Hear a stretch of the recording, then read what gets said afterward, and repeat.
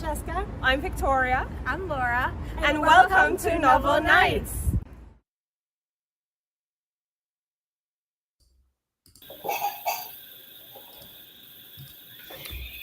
Hello, everyone. Hello. Welcome to Novel Nights. We are live yet again another Thursday. Now, normally I would say we gather here every Thursday at this time. So I can't do that today because guess what? We have news. Novel Nights is going daytime. Okay, it's going to be Novel Hour. It's going to take me a while to get it, but work with me. Novel Hour. So we will be gathering every Thursday. The difference is now we will be going live during lunchtime if you're on the Eastern time zone. If you're Pacific, it's early morning. What are we doing if you're GMT? If you're GMT, it's afternoon. You're probably leaving work.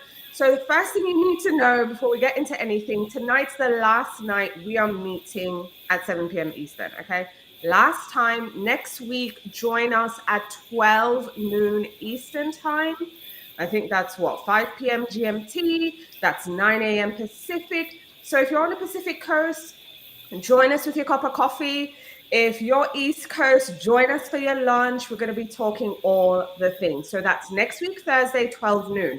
But before we even get into Thursday, we have a bookish gossip, bookish tea session happening this Monday, also lunchtime.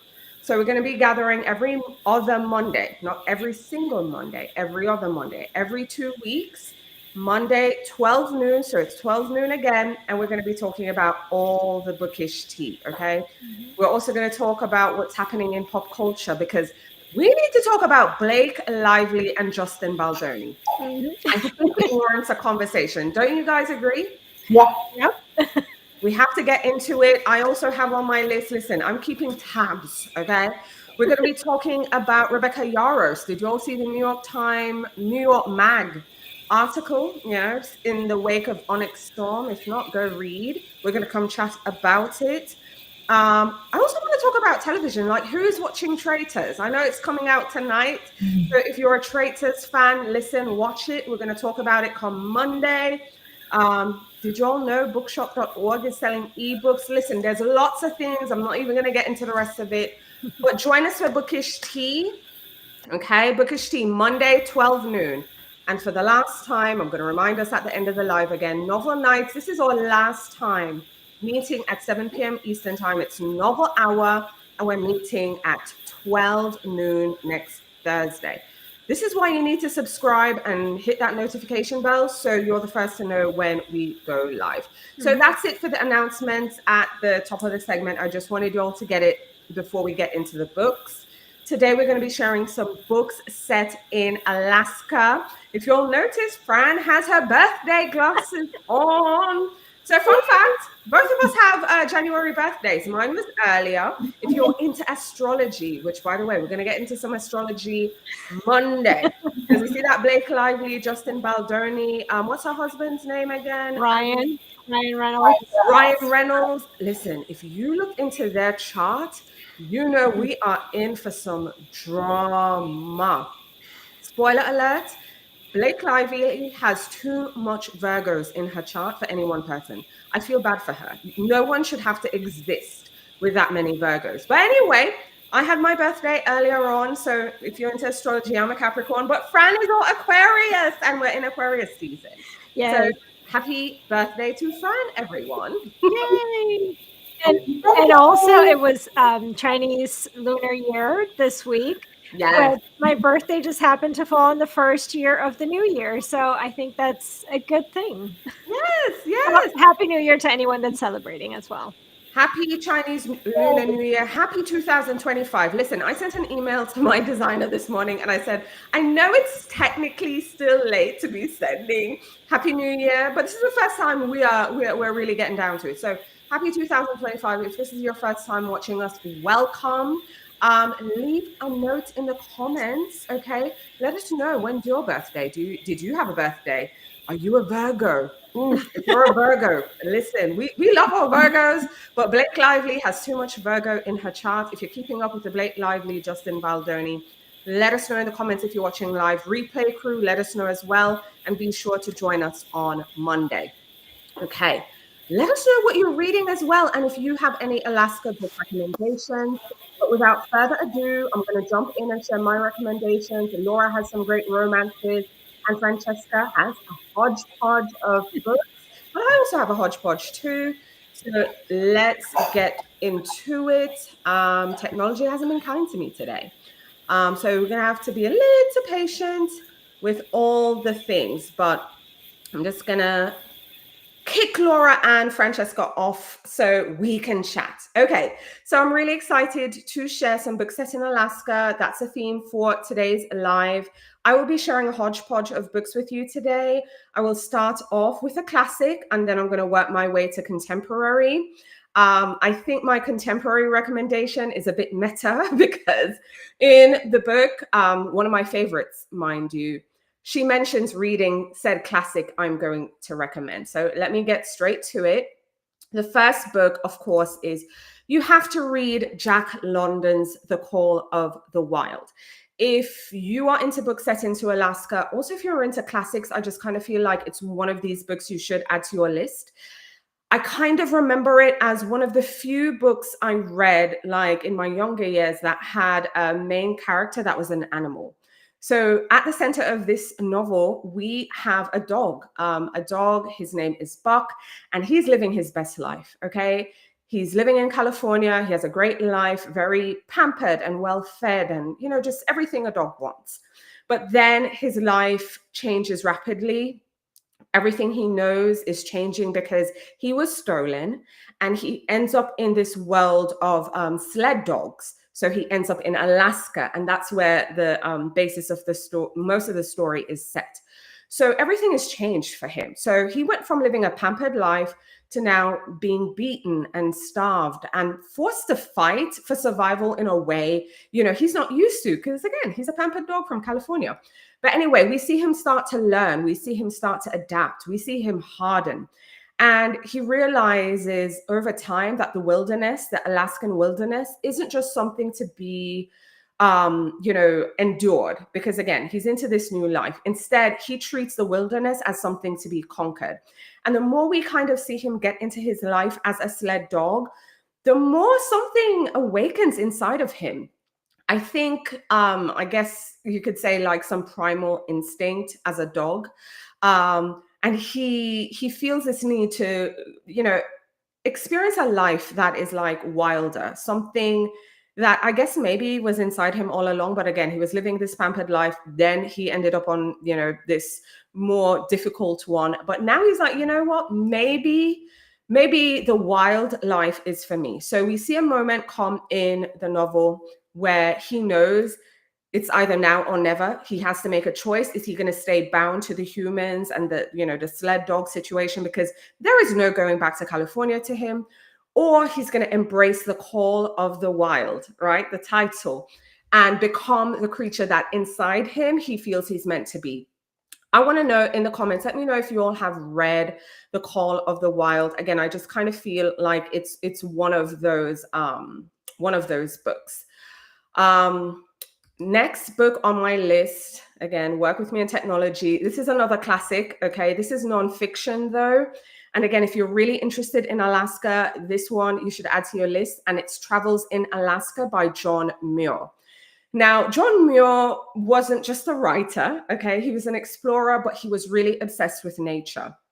And when he went to Alaska, he didn't just go there to, again, see nature, see the mountains, see the glaciers and all of that. He had this really deeply held belief. He feels like when you go to wild places like this, it has some kind of, insight, wisdom, just something that you can't experience living in the city, or dare I say the suburb. It's also something you can't find in books either. So we see him set off to Alaska. He's traveling through the icy waters. He's scaling mountains. He's sleeping beneath the stars, some really rugged landscapes, mind you, right? And what he finds my opinion, my interpretation as a reader is it's not just the beauty of the landscape, but a real spiritual connection to the land. Of course, he sees how fragile it is. He realizes, oh my gosh, humans are the worst animals, and we might destroy all of this. So it really sparked in him a desire to protect it. I kind of call John Muir one of those grandfathers of conservation kind of thing.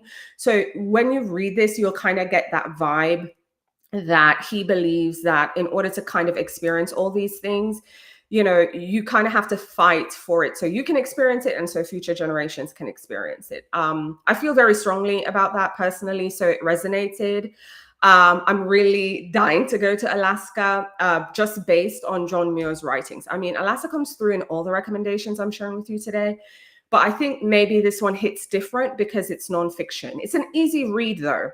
And I don't know if you all noticed, but let me just go back to the previous book cover, The Call of the Wild, and now the Travels to Alaska one. If you notice, the covers kind of have something in common. I want to tell you, these editions are the Gibb Smith Wilderness editions. I have all the books in the series. They're all about natures and outdoors. So if you're really into that, search Gibb Smith Wilderness editions. I also have a full list on the blog because, again, I love them, and I purchased them and I have them on my shelves. Okay, so the third book on my list now, we're getting into contemporary. However, this is a story collection. Before we get to the novels, I really want to share this story collection with you. And it's entitled Nobody Gets Out Alive by Lee Newman. I think this book came out 2 years ago. I know I recommended it in one of my reading guides. I dare say it was 2 years ago winter. So maybe 22, 23. I don't remember, don't quote me. But this book, this collection is absolutely brilliant. Now, a theme you might pick up in Alaskan literature is that it's often seen as a wilderness, which it is. It's the last frontier. But it's also seen as a place of reinvention. It's a place where a lot of people go to escape. They go to start over and all these things. But in this collection, it centers on women, and you'll find there is no escaping for these women. Okay, they're trying to escape their lives and the reality of their lives, but they realize no matter how far they go, they can't escape. We meet a woman. She's been married a couple times, and we see her, selling her house and just kind of getting ready to start over again. But instead, she ends up having to confront the ghost of every failed relationship and every failed marriage she's had in her past. We see 2 children who've been abandoned in the wilderness by their father, who is just this really dodgy, unreliable person. And we see them having to rely on each other to survive. We have a single mom who is driving to Alaska. She's going to Alaska for a fresh start. But we see her when she gets there, she finds herself at a crossroads, and she's really trapped between, the life she's running from and the life that she's desperately trying to start over and build. So the thing with Alaska in this collection, which I'm telling you, if you love story collections, it's brilliant. I also recommend story collections during the winter time because you can have little bite sizes. You read a story today, give it a couple, read another one, and not feel lost, or disengaged like you do with novels. I think it's perfect for winter.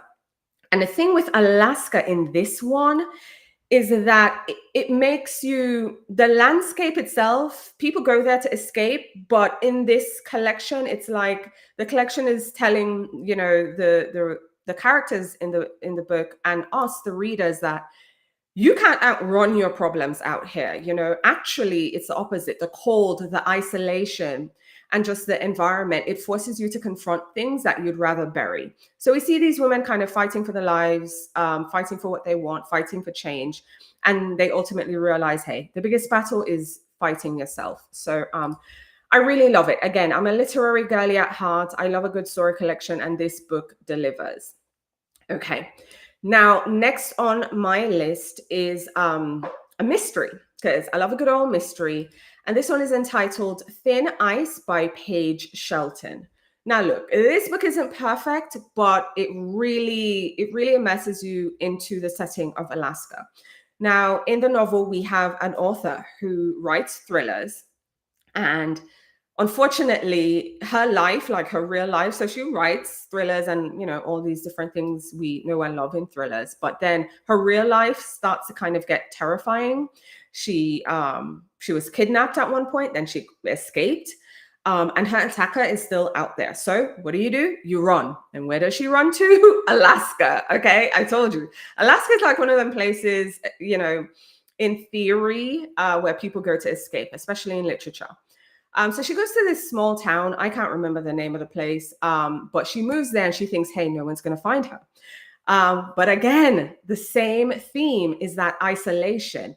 When you're in this isolation, your brain starts working tricks on you and all these things. And actually, isolation doesn't equal safety. In my case, it would definitely equal paranoia.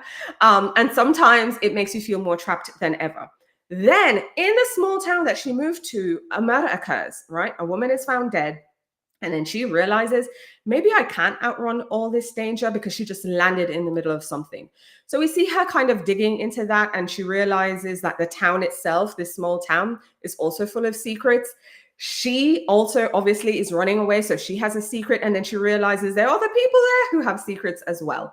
So this is more of a mystery, slow burn thriller. It does danger and dread very well. Like I said, this book isn't perfect, but the setting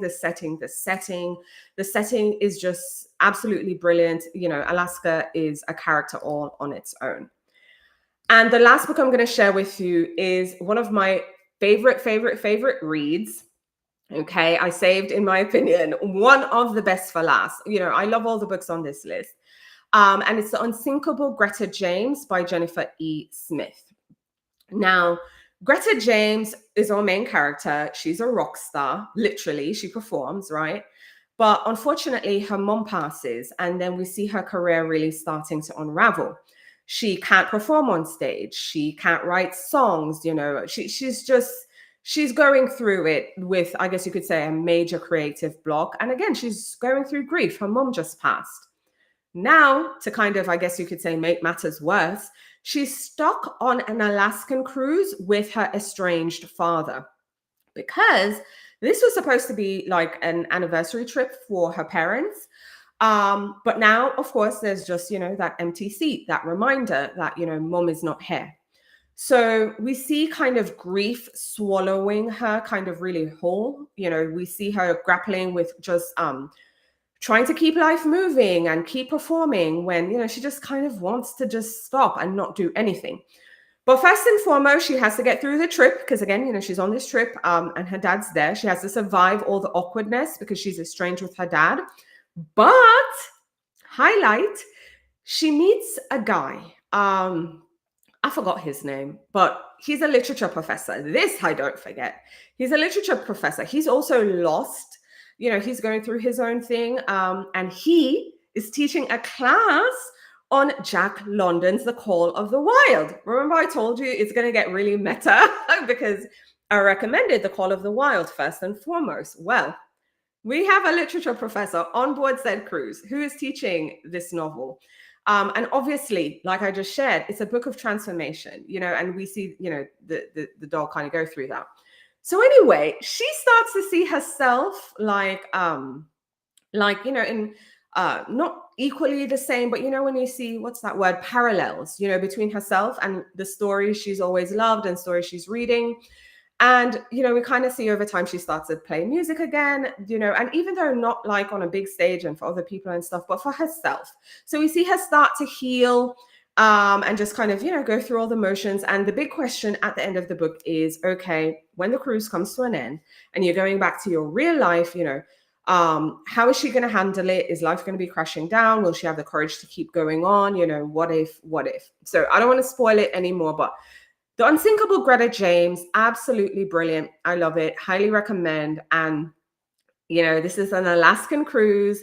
And I just recommended, The Call of the Wild by Jack London. So in a way, I kind of felt like, there was a little meta thing going on there. But those are my books set in Alaska. Again, we'd love to hear your recommendations in the comments, and bringing Laura and Fran back on stage just to get their thoughts on my books. I love how meta you went. It was Funny. Listen, I'm that person. I will read a book, and then when that book starts mentioning books, then I go read that. I Love did that. it with some other books. I ain't gonna mention it right now because that book is dark, and I want to keep the positive vibe. But that book mentioned it, and I was like, wait, I haven't read that. Let me go read that. And That's so funny. I'm that person who will get super meta. So the Unthinkable Greta James, highly recommend. But also, I feel Okay. like you need to read The Call of the Wild. It's just, it's one of those books, you know. Nice.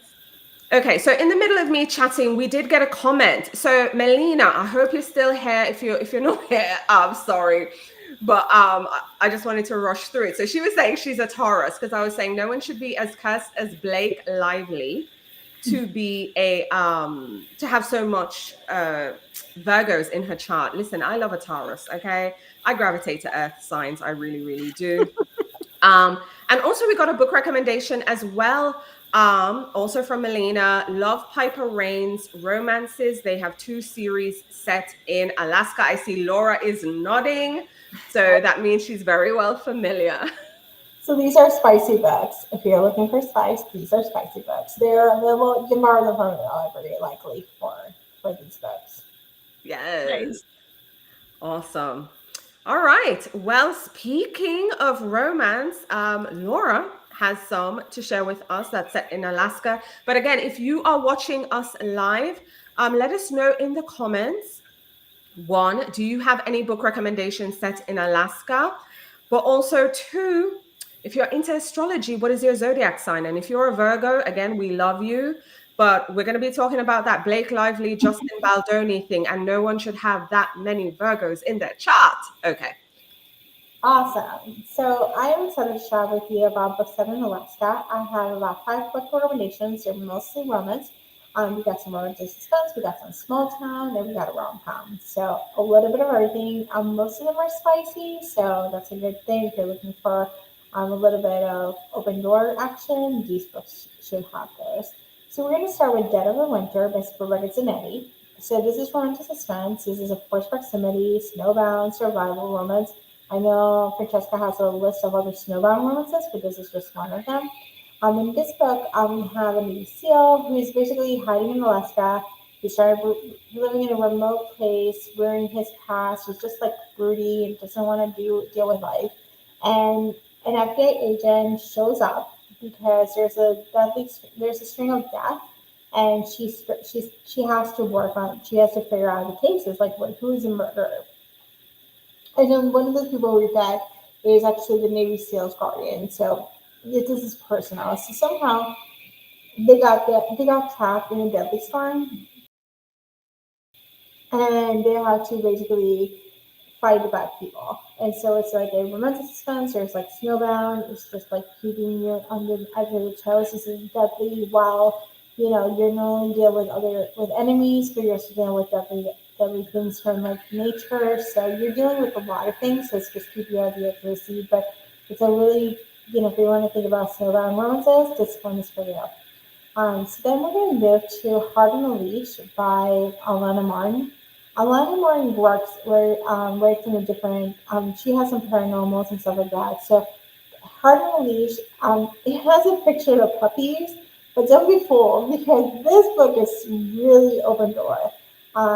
It's a small town romance. It's a feuding family. So these two big families are own this town in Alaska, and they cannot get it. They do not like each other. They hate each other. They sabotage each other, and somehow both of them, the hero and the heroine, have actually huskies, and they become besties. It's somehow like the dogs play in this stuff. So there's a lot that's what the dogs are on the cover, but there's a lot of tension. They start secret romance. They're not supposed to, but they're just kind of like getting on, and it's just fine. It's a small town feel. It's slow burn, but it does heat up.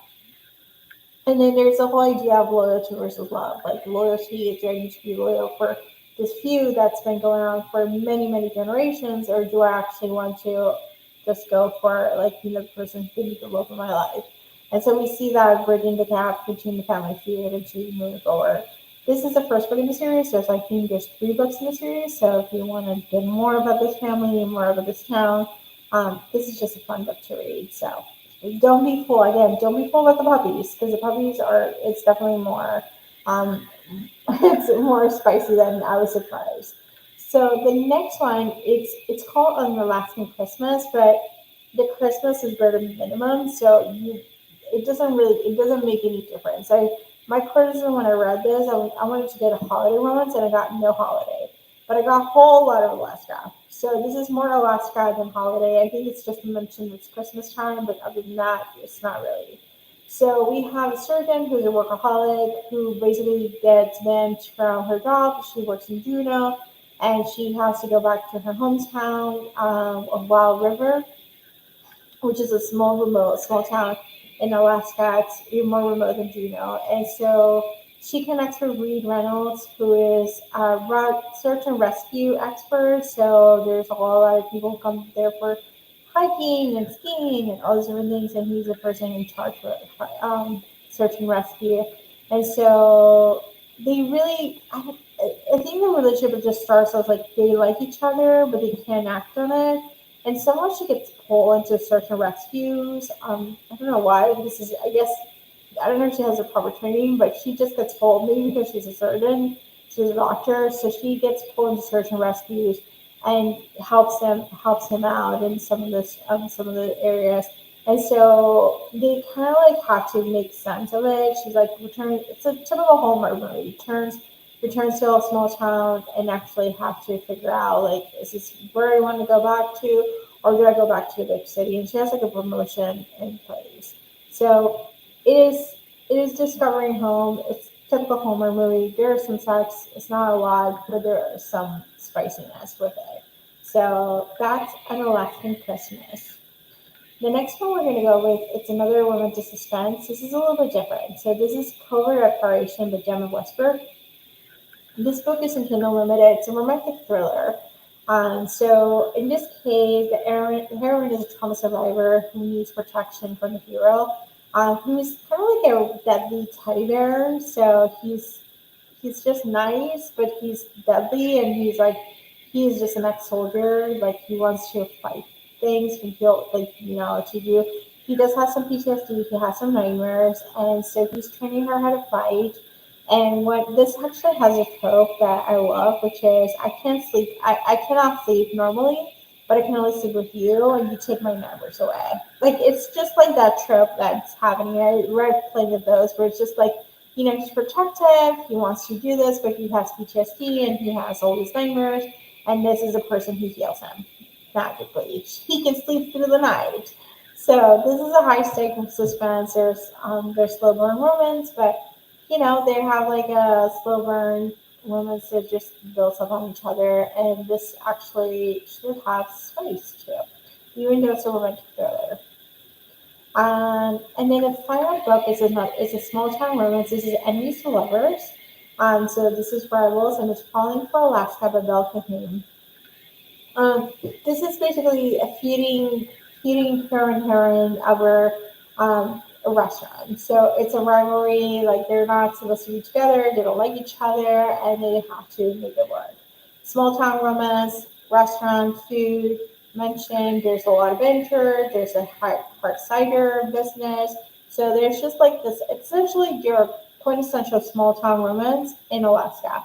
Bocahoon actually has other category romances set in Alaska. So category, if you're not familiar, they're Harlequin. They're typically a Harlequin, but there might be other lines, and they're typically shorter, so they don't have a B plot, but they only have like the romantic elements for the plot, and it's probably like less than 200 pages or around 200-ish pages. So she does have other romances if you want to get just a little bit teaser, just quick bite. Category romances are a great place to do, and there's plenty of Alaska category romances. So you can find romantic suspense, some of their lines, but you can find some paranormal in some of the earlier lines. You might find them they're out of print, but you might even find them on ebook version. And then she has some of their like just regular Alaskan romances. So that's another place for if you're looking for romances in Alaska. So that's my recommendations. Yay! I'm just sitting here laughing because 4 of your 5 books were on my list, so I just kept deleting. I'm like, "Okay, delete that. Alright, delete that." We gotta start communicating before coming. Okay, Okay. fun fact, y'all. We don't share our book No, recommendations ahead of coming here. Surprise. Surprise! It's a surprise for us as much as it's a I'll surprise. co-sign though. Okay, I also want to shout out Melina again. Melina shared Jennifer Snow is great. I Yeah, think she's got a number of books set in Alaska. yeah, Yes. I Yeah, really yeah. like that one, yeah. Mm-hmm. And I think some of them have become Hallmark movies. I feel like I've Maybe, seen them yeah. around, so I Mm-hmm. think Yeah, even so. that Christmas So one, it it might totally be should if it's not, because it's like perfect Hallmark yeah, movie. it is a Hallmark movie with search and rescue. We didn't have the Yeah, budget for the maybe. search and rescue, so Awesome. All right. So next up, Francesca will be sharing her recommendations. Yeah, so I actually just have 2 books that I'm gonna be sharing with you guys since we've already covered the ones that, Laura recommended, which again, I totally co-sign.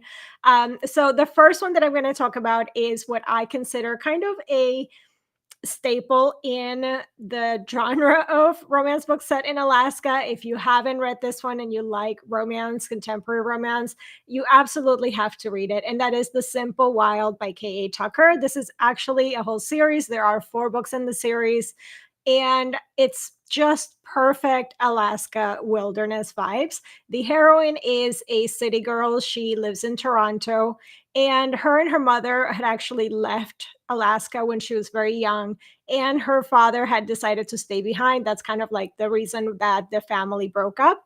And now she finds out that her father is very ill, he's dying, and she travels to be with him during this time and kind of like reconnect with him. So while she's there, she immediately meets this pilot, this Alaskan pilot, and they have kind of an enemies relationship. He basically really knows that she's not going to make it. This city girl, she's just not going to make it in the wilderness in Alaska, and that's kind of right. I mean, she does struggle a lot with adapting and adjusting, but in as the time goes on and she's reconnecting with her father, so there's quite a bit of that, the family relationship aspect and learning about what happened and kind of getting to know her father again and reestablishing that connection, which was a very sweet and emotional aspect of this story as well.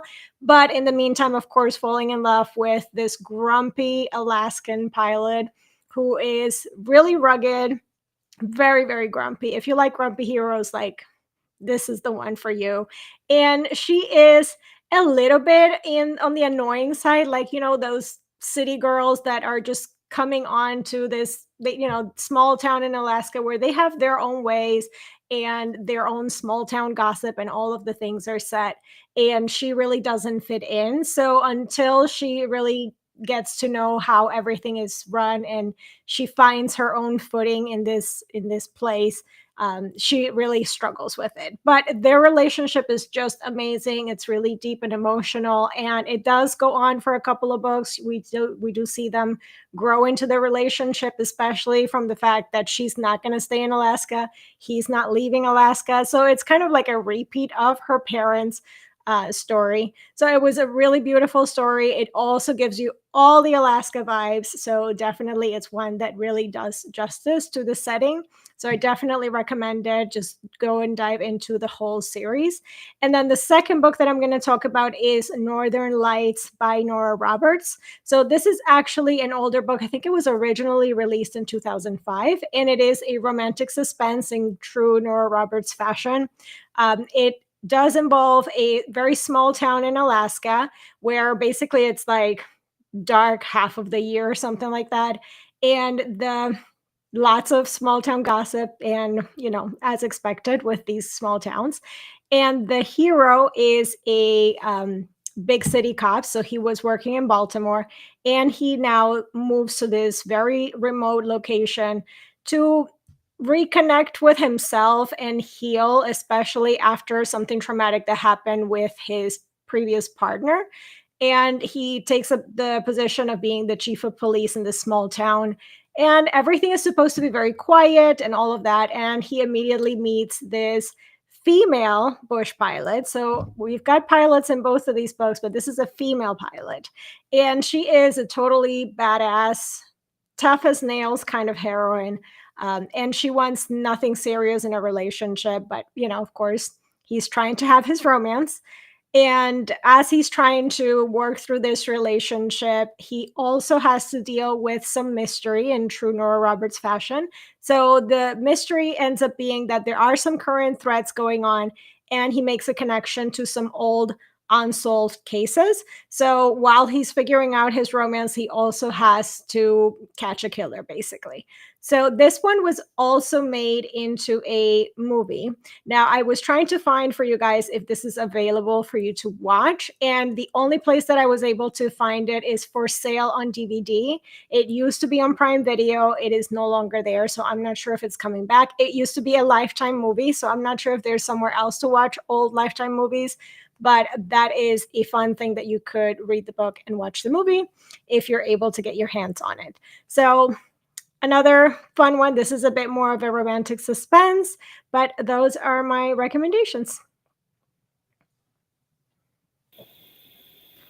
Awesome. I love a book to screen adaptation. So I am always here for that. So I'm like, okay, all And right. you can never go wrong with Nora. So No, You can't. you absolutely cannot. So, I mean, Yes. so we Stay don't want tuned. to get on her backside too. So we're trying to be like, we support Nora at all times. Yeah. wherever we can stick one of her books and recommendations, we're going to do that. And she's Oh, notorious, and she's very good about like calling people out, Yeah, and so she's notorious and petty and great, and it's like we love it. just don't her backside, but we love when she goes there and she goes in, and it's even fans. Like Yeah, she'll call in a fan and say like you're not respecting me, yeah. multiple times. So mm-hmm. Love a petty queen. Love a petty queen. All right, if y'all want more Alaskan book recommendations, we'll put resource links in the video's description eventually. I will say, last week during Magical Realism, I just didn't want to repeat books too much because I found myself doing that with wintry recommendations because we've been sharing quite a bit, of recommendations. Actually, let me see. Last week we did Magical Realism books, so you can go watch that replay. In that one, I shared The 100 Loves of Juliet by Evelyn Skye, which I was telling you all that's like a Romeo and Juliet reincarnation, modern day story kind of vibe. The week before that, we shared some books set in winter, like Winter Wonderland kind of books. I think, what was the other one we did? Oh, completed book series. And in there, I shared like a bunch of different books as well. So, real quick, if you all have recommendations, again, pop them in the comments if you're watching live. If you're watching the replay, we'd still love to hear from you as well. But The Great Alone by Kristen Hanna, that's Alaskan. The Tourist Attraction by Sarah Morgenthaler, I think. That's also Alaska. Alaskan Holiday, Debbie Maycomber. The Snow Child, that's the one. Because The Snow Child is magical realism. I'm trying to remember. I probably share that one too. But it's also a book set in winter and it's a book set in Alaska. So look, if you're looking for the trifecta of what we've been hearing, magical realism, book set in Alaska, book set in winter, The Snow Child by Eowyn Ivy. CJ Tudor has a book. Now I'm blanking on the book. It's a book. The book cover has red and snow on the front. The Gathering, that is also set in Alaska. So y'all have book Yeah. recommendations. I think also Megan Crane has some romantic suspense set in Alaska as well. Mm-hmm. Mm-hmm. So you'll have lots of options. Again, if you have book recommendations, share them with us. Share it in the comments because other readers will see it and they will benefit from your recommendations as well. Before we hop off here, again, this is the last time we are gathering at 7 p.m. Eastern Time on a Thursday, starting next week. It's not novel nights, it's novel hour because we're doing a lunchtime show. So we hope you'll join us next week, Thursday at 12 noon Eastern time. Okay, we'll be sharing some book recommendations again. I'm trying to remember what we're sharing next week. What are we Don't sharing remember. next week? I can't remember. I think I deleted the thing that actually had the calendar, but we'll be sharing some book recommendations next week. Okay, so just show up. But before Thursday is Monday, and Monday, I think that's what, the 3rd. We are sharing bookish tea. Okay, we're going to be talking about all the things. We're going to talk about some of the gossip in the bookish community, news in the bookish community, because some of it is just news and we have opinions and we would love to hear your opinions as well. And again, we're going to be talking pop culture because I just need to vent about the Blake Lively, Justin Baldoni thing. If you're just joining us, we're talking about the astrological science involved, especially if you're into astrology. Spoiler, go look it up. Search Blake Lively. I was curious, and there was a New York, what is it called? New York Post, the red one. It had an article about her astrological chart and just how much Virgo is in her chart. So I'm just saying, I actually feel bad for her. Like, no one person should have that many Virgos. And we're going to be talking about what's on television. I'm excited to watch The Traitors. I will not be staying up tonight to watch it. I'll watch it tomorrow. So watch it and let's come talk about it at the live. You're watching Housewives? Let's talk about whatever you're watching. Book to screen adaptations? Let's talk about it at the Bookish Tea. So I think that's kind of it for news so far. Oh, join our Substacks. If you haven't already, you can get my winter reading guide exclusively over there. You can also join Romanceopoly. It's a year-long reading challenge. Francesca has more details on her Substack as well. You can get the downloadable, which I love, but you can go to romanceopoly.com for that. And yeah, I think that's it. I hope you'll have a good rest of your nights. Have a good weekend. And again, join us on Monday. Just remember 12 noon Eastern time, Monday and Thursday. 12 noon Eastern time, Monday and Thursday. We're going to be popping in live. All right, everyone. Take care. Bye. Have a good weekend. And yeah, leave a comment.